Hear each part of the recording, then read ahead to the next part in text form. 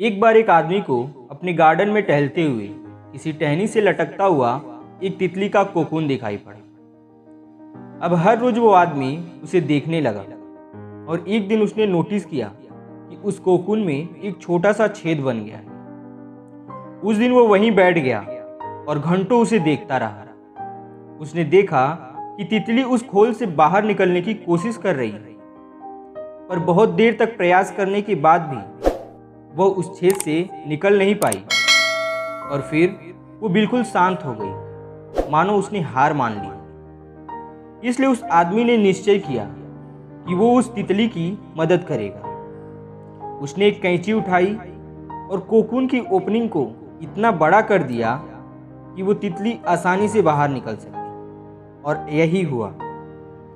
तितली बिना किसी और संघर्ष के आसानी से बाहर निकल आई, पर उसका शरीर सूजा हुआ था और पंख सूखे हुए थे।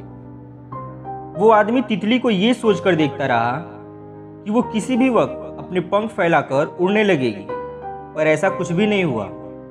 इसके उल्टा बेचारी तितली कभी उड़ ही नहीं पाई और उसे अपनी बाकी की जिंदगी इधर उधर घिसटते हुए बितानी पड़ी। वो आदमी अपनी दया और जल्दबाजी में ये नहीं समझ पाया कि दरअसल कोकून से निकलने की प्रक्रिया को प्रकृति ने इतना कठिन इसलिए बनाया है ताकि ऐसा करने से तितली के शरीर में मौजूद तरल उसके पंखों में पहुंच सके और वो छेद से बाहर निकलते ही उड़ सके।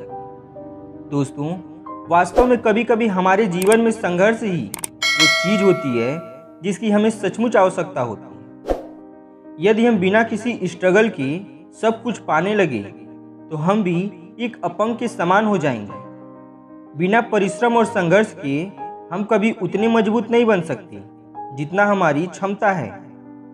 इसलिए जीवन में आने वाले कठिन पलों को सकारात्मक दृष्टि से देखना चाहिए। वो हमें कुछ ऐसा सिखा जाएंगे जो हमारी जिंदगी की उड़ान को पॉसिबल बना पाएंगे। दोस्तों, अगर वीडियो पसंद आई हो इसे लाइक करें, कमेंट करें और इसी तरह की नई वीडियोस पाने के लिए चैनल को सब्सक्राइब करना ना भूलें।